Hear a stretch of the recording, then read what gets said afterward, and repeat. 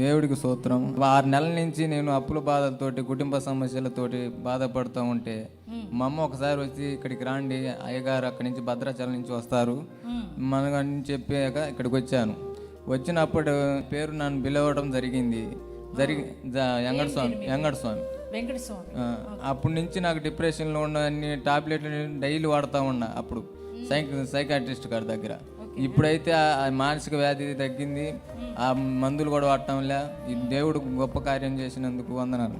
గట్టిగా చెప్పలు కూడా ప్రభు స్తోత్రం చెప్దాం. వారు అంటే కుటుంబ సమస్యలను బట్టి, అప్పు బాధలను బట్టి డిప్రెషన్లకు వెళ్ళిపోయి మెడిసిన్ వేసుకుంటున్నారంట. సైకాలజిస్ట్ దగ్గరికి వెళ్ళి కంటిన్యూగా మరి మెడిసిన్ వాడుతూ ఉంటారంట. అయితే వారి తల్లిగారు తన పరిస్థితిని చూసి తట్టుకోలేక, నాన్న భద్రాచలం నుంచి పాలపృథ్వీ అయ్య గారు వస్తున్నారు మరి గుంటూరుకి, ఒకసారి రానానా అని చెప్పి వారు అమ్మగారు పిలవడం జరిగింది.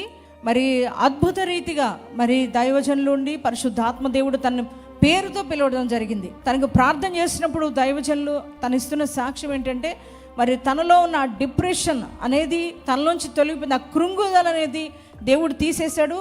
ఇప్పుడు నేను ఏం మెడిసిన్ వేసుకోవట్లేదు, మెడిసిన్ వేసుకున్నా నా డిప్రెషన్ పోలేదు. కానీ మరి దైవ సేవకులు ఎప్పుడైతే నన్ను పేరుతో పిలిచారో అప్పుడే పరిశుద్ధాత్మ దేవుడు నన్ను తాకారు. ఆ రోజు నుంచి నాకు డిప్రెషన్ లేదు, నేను ఏ మెడిసిన్ వేసుకోవట్లేదు, నేను సంతోషంగా ఆనందంగా ఉన్నానని వారు సాక్ష్యం ఇస్తున్నారు.